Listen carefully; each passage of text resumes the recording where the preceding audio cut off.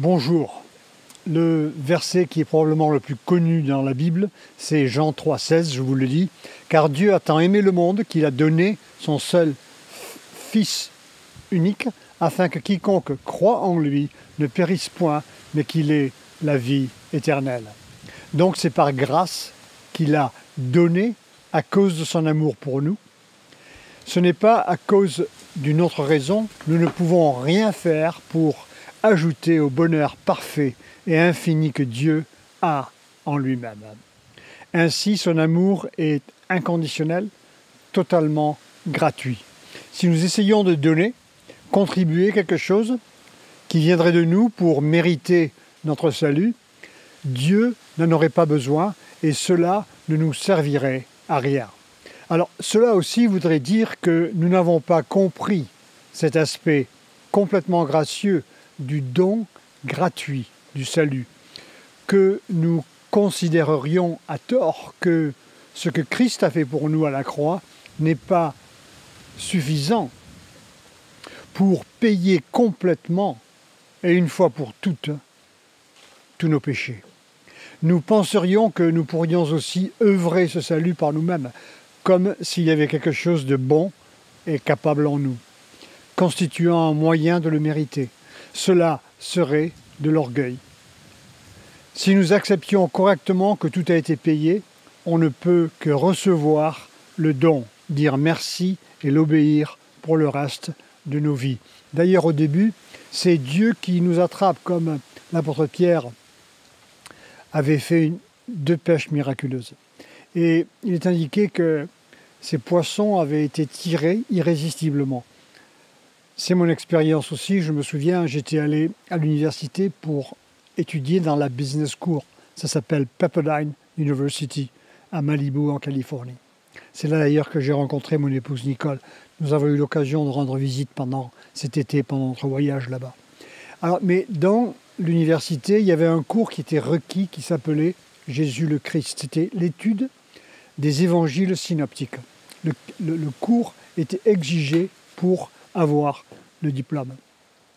Et donc c'est là aussi que j'ai pu rencontrer le professeur de religion et il m'a invité à jouer à la pelote. C'est dans un centre de squash à l'université. Et donc j'étais content parce qu'il était le seul et j'ai donc joué avec lui. Et quand on déjeunait ensemble après, il me parlait de Jésus-Christ et de Dieu. C'est parce que Dieu l'avait mis à cet endroit. Ensuite, j'ai rencontré une autre personne qui avait étudié en France, c'était des amis de ma femme à Los Angeles, et lui aussi, il était chrétien, et il m'a présenté l'Évangile. Dieu envoie ces personnes par grâce.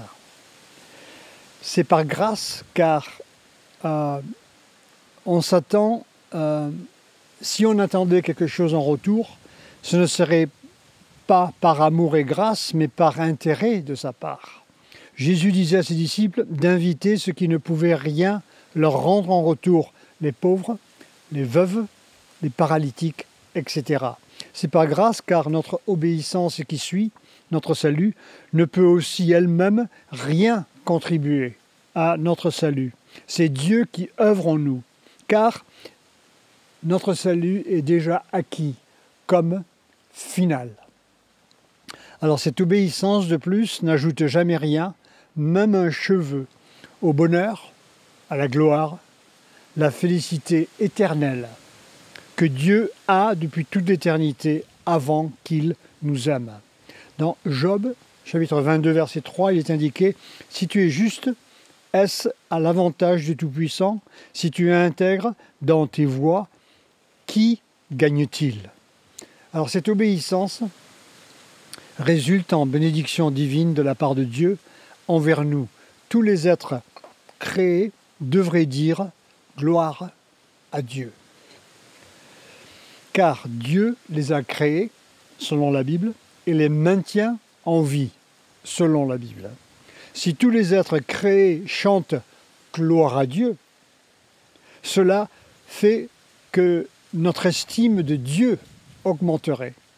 En ce qui concerne Dieu, sa gloire, son bonheur sont infinis avant que nous le chantions. Sa gloire n'augmente pas parce que nous le chantons. Le chanter est une très bonne chose, un devoir, une expression de remerciement, de joie en ce qu'il a fait et continue à faire pour nous. Sa bénédiction suivra notre déclaration. Maintenant, c'est par grâce, car il a plaisir à donner et exprimer son amour gratuitement. C'est par grâce, car son amour est infini, car il est infini. L'élu ne peut comprendre seulement qu'une portion infiniment petite, mais suffisante pour être sauvé. De la grandeur de son amour envers lui, notre compréhension de la profondeur de cet amour augmentera sans cesse à travers l'éternité, car son amour est éternel, il subsiste à jamais. C'est par grâce divine, car son amour dépasse de très loin le plus grand amour qu'une grande multitude d'hommes pourrait exprimer envers nous. Même si nous étions le plus généreux des hommes, son amour est plus conséquent. C'est par grâce, car son amour n'est pas mérité. En fait, nos péchés méritaient le contraire. Si Dieu n'avait pas d'amour pour nous, il nous aurait abandonnés à nos fautes et à la condamnation éternelle par sa sainteté et sa justice. Son amour nous a été manifesté alors que nous étions en rébellion. C'est par grâce, car son amour est patient, malgré notre refus obstiné d'obéir. Patient à supporter des offenses de plus en plus fréquentes, mauvaises et impies, en pensée, en parole et en action. Son amour conquiert le cœur aussi, le cœur des pires pécheurs. Ainsi, son amour est pour le monde. Ici, le monde, signifiant l'ennemi de Dieu et domaine du péché et esclave du diable. Nous étions dans le monde, des enfants de colère, selon Paul. Dieu est l'ennemi du monde dans lequel nous étions. Dieu s'est battu contre le diable pour le vaincre, puis nous a maîtrisés. Après qu'il nous maîtrise et nous défait, il nous embrasse, comme il le fait pour Paul sur la route de Damas, un chemin pour aller persécuter des chrétiens. Pensons au capitaine romain chargé de l'exécution de Jésus. Ce capitaine s'est repenti après avoir crucifié Jésus, après sa mort et après le tremblement de terre. Matthieu 27, 54 indique « Le capitaine romain, les soldats, qui gardaient Jésus avec lui, virent le tremblement de terre et tout ce qui arrivait. Ils eurent alors très peur et dirent « Il était vraiment le Fils de Dieu. » Voici le capitaine, mais aussi les soldats qui eux-mêmes ont crucifié Jésus. Il se peut que vous rencontriez un de ces soldats qui a affirmé qu'il était le Fils de Dieu, qui s'est repenti au ciel. Parce que par la foi seule, c'est ainsi que nous sommes sauvés. Et vous pourrez lui demander comment tu as rencontré Jésus. Et il vous répondra, eh bien, je l'ai crucifié. Voilà la profondeur de la grâce divine. Pensons aussi au criminel crucifié et pardonné par Jésus, après qu'il arrive au paradis. J'ai cru en lui, je me suis repenti. Le Christ m'a pardonné et maintenant je suis au paradis éternel.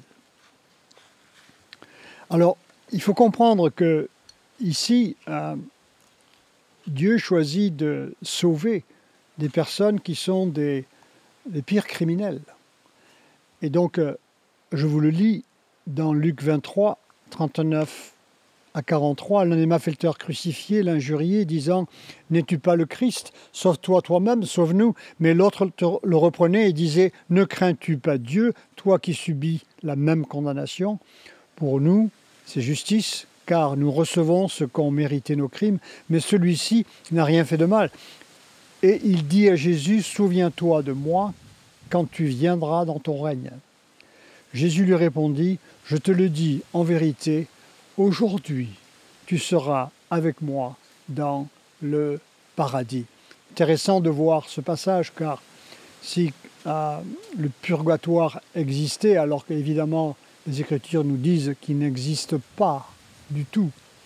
S'il existait, comment ça se fait qu'un criminel, à 3 heures de l'après-midi, il est vivant, crucifié à côté de Jésus, et le même jour, il va être dans le paradis. Jésus dit, « Aujourd'hui, tu seras avec moi dans le paradis. » C'est aussi par grâce, car il a donné son Fils unique. Il ne l'a pas proposé, comme certains prédicateurs disent. Il a donné. Dans Luc 22, 19, il dit « Ceci est mon corps qui est donné pour vous. » Ésaïe 53, 10, 11 indique « Après avoir livré sa vie en sacrifice pour le péché, parce qu'il s'est livré lui-même à la mort, et qu'il a été mis au nombre des malfaiteurs, parce qu'il a apporté les péchés de beaucoup d'hommes. » Dans 1 Timothée 1,15, Paul dit « C'est une parole certaine, entièrement digne d'être reçue, que Jésus-Christ est venu dans le monde pour sauver les pécheurs. » Et il ajoute « dont je suis le premier. » Paul était très impliqué dans la persécution des chrétiens. C'est par grâce, car il suffit de croire. Rien ne peut être fait pour obtenir le salut, car c'est un don gratuit. Ainsi, il suffit de le recevoir. Romains 6, 23, il est indiqué que le salaire du péché, c'est la mort, mais le don gratuit de Dieu, c'est la vie éternelle en Jésus-Christ. La foi, donc, doit être seule. Il ne faut pas compter sur des œuvres qui les accompagneraient, qui seraient prétendues méritoires.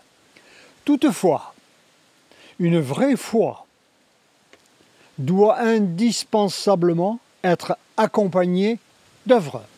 Le produit, le fruit du Saint-Esprit qui œuvre dans le chrétien. Autrement, selon Jacques, la soi-disant foi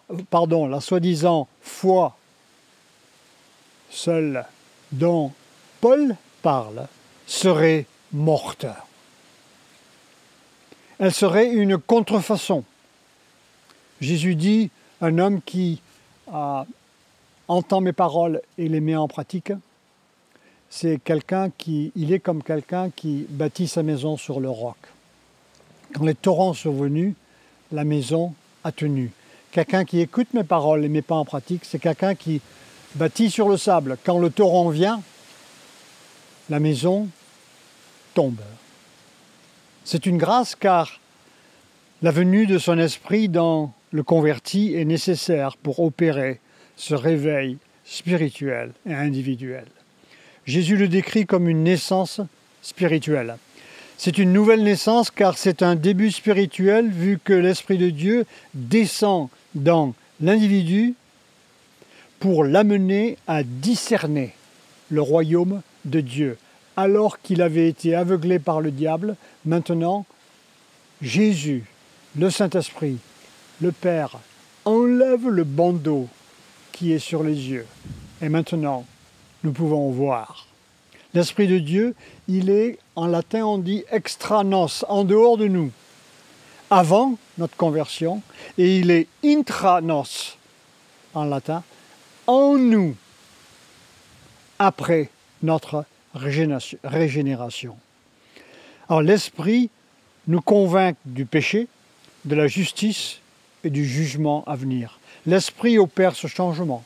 Jésus le décrit à Nicodème, qui était un théologien juif, en le comparant au vent. On ne sait d'où il vient et on ne sait où il va. Et il y en a un petit peu aujourd'hui ici.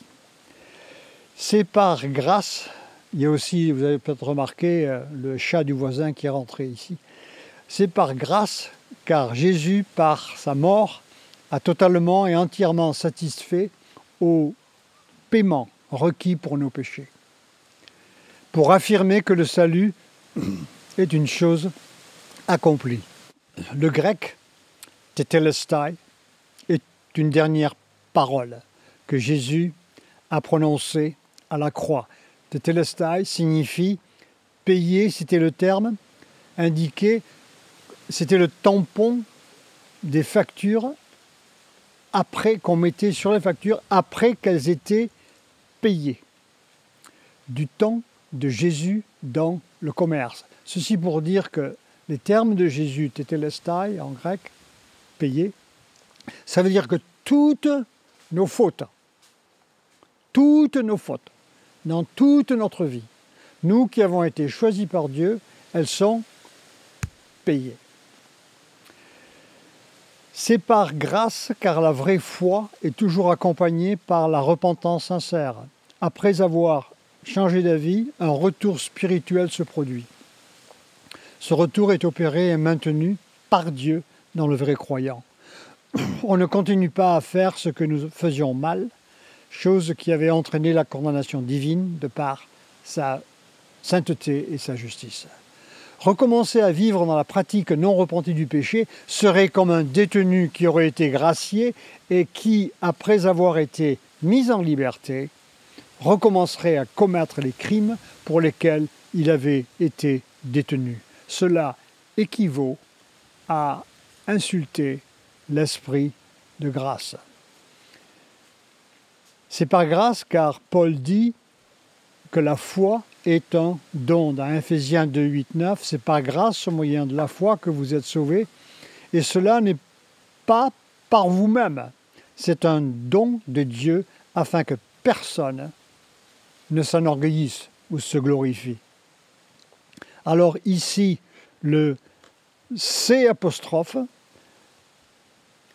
est là pour indiquer qu'il parle de la foi, car il dit par grâce au moyen de la foi, il dit c'est un don.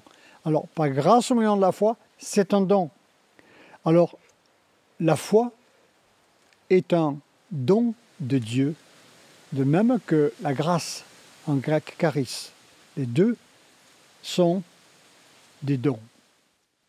Dans Acte 13, 48, il est indiqué « Les païens se réjouissaient en entendant cela, ils glorifiaient la parole du Seigneur et tous ceux qui étaient destinés à la vie éternelle. » Dans 1 Corinthiens 2, 12, il est indiqué « Nous avons reçu pas l'esprit du monde, mais l'esprit de Dieu, de façon à ce que nous connaissions les choses qui sont gratuitement données par Dieu. » Ici, il est clair que, à moins que l'esprit de Dieu soit reçu, il n'est pas possible de voir les choses de Dieu. Alors, il y a un danger. Pour conclure, si nous essayons de mériter le salut en comptant sur ce que nous faisons de bien, nous serions en train d'inventer un chemin, un système, un moyen non biblique qui n'est pas celui prescrit par Dieu.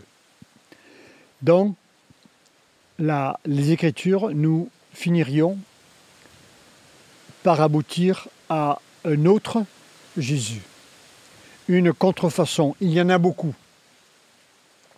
Le produit de l'imagination de l'homme. Cela voudrait dire un faux. Vous savez, les faussaires fabriquent des faux extrêmement difficiles à reconnaître.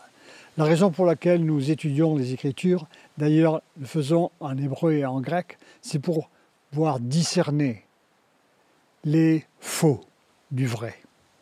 Même si nous l'appelons Jésus, il ne serait pas pour autant le même vrai Jésus des Écritures. Il serait un Jésus de notre imagination, inventé par erreur et par ignorance des Écritures divines. Il y a l'admonition de Paul indiquant, nous, dans 2 Corinthiens 5, 10, nous renversons les raisonnements des orgueilleux. Aussi très important que ici il est indiqué auparavant que ceux qui étaient destinés à la vie éternelle crurent. Et ici ça a à voir avec la doctrine biblique de l'élection. Jésus dit, c'est pas vous qui m'avez choisi, mais c'est moi qui vous ai choisi. Paul confirme, vous avez été choisi avant la fondation de l'âge. Très important de comprendre que Dieu n'a pas prévu à l'avance que nous le choisirions, mais chacun est élu, qui est élu, est choisi par Dieu, selon les Écritures. Le Dieu qui choisit les élus n'est donc pas le même que celui que quelqu'un choisirait par ou bien de son propre arbitre. Je répète, que le Dieu qui choisit les élus n'est pas le même Dieu que celui qui est choisi par quelqu'un par libre arbitre. Je vous mets en garde contre nombre de sectes appelées évangéliques et qui ne croient pas à l'élection. Et cela est très dangereux. Je vous encourage à regarder les écrits du synode des églises réformées évangéliques de 1620. Ça s'appelle le synode d'Alès, qui parle du synode de Dort. Le roi avait empêché les pasteurs français d'aller à Dordrecht pour formuler cette doctrine du calvinisme qui est rien d'autre que ce que Paul a enseigné sur l'élection. Et donc, je vous encourage à lire le synode d'Alès de 1620 et vous en seriez enrichi. Donc, que faut-il faire? Parce que il nous aime, il a envoyé son Fils unique pour qu'il meure pour nous à notre place. Parce qu'il a donné, il n'y a rien que nous puissions faire, rien que nous ayons besoin de faire. Essayer de faire quelque chose pour mériter le salut signifierait que nous n'avons pas compris ou bien que nous ne faisons pas confiance, donc que nous n'avons pas cette foi qui sauve. La vraie foi est le seul pont qui mène à la vie éternelle. Je répète, d'abord la foi seule et ensuite la foi qui est mise en pratique par les œuvres. C'est cette foi qui sauve. La seule chose que nous pouvons amener à Dieu pour être sauvés, ce sont nos péchés et donc nous repentir. Ainsi, et aussi à propos, il faut les amener. C'est Martin Luther qui disait que la foi seule, ce sont les gonds qui font que la porte de la vraie Église tient debout ou tombe. Calvin disait, la foi seule, c'est la porte elle-même qui fait que l'Église reste debout ou bien tombe. Ainsi, nous devons renoncer à quoique mérite de notre part et embrassons son Fils mort et ressuscité pour nous. Vous vous souvenez d'Abraham, plus de 2000 ans avant Jésus-Christ, il avait amené son fils Isaac à la demande de Dieu pour le sacrifier. Et cela nous donne un clin d'œil à propos du mont Moria et la montagne de Jérusalem, l'endroit général. Ça nous donne un clin d'œil sur ce qui s'est passé plus tard avec Jésus. Abraham croyait que Dieu ressusciterait, selon Hébreu, Isaac de la mort s'il le sacrifiait. Dans cette même montagne de Jérusalem, le temple aussi fut bâti et Christ fut crucifié à l'extérieur des murs de la ville. Alors, faisons cela avec confiance et foi mais sans rien amener qui pourrait venir de nous. C'est pour ça qu'on dit foi seule, on dit grâce seule. Et ensuite, il faut nous engager à vivre dans l'obéissance à Christ pour le reste de nos vies. Dieu est amour, Christ nous a donné le salut parce que Dieu nous aime, c'est par grâce, grâce seule et foi seule que nous sommes sauvés. Seigneur, je prie aujourd'hui que les personnes qui ont entendu ce message puissent être appréhendées par ton esprit, que ceux qui ne sont pas sauvés, que tu les sauves. Ouvre la compréhension de leur cœur et que leur esprit soit envahi, leur âme soit inondée par l'Esprit de Dieu. Je prie aussi pour ceux qui sont en Christ, qui te connaissent, qui soient rafraîchis, encouragés, instruits, ranimés et édifiés par cette prédication. Et je prie que chacun, chacune qui écoute, visionne ce message aujourd'hui, puisse vérifier les propos de mon sermon dans les Écritures. Au nom de Jésus-Christ. Amen.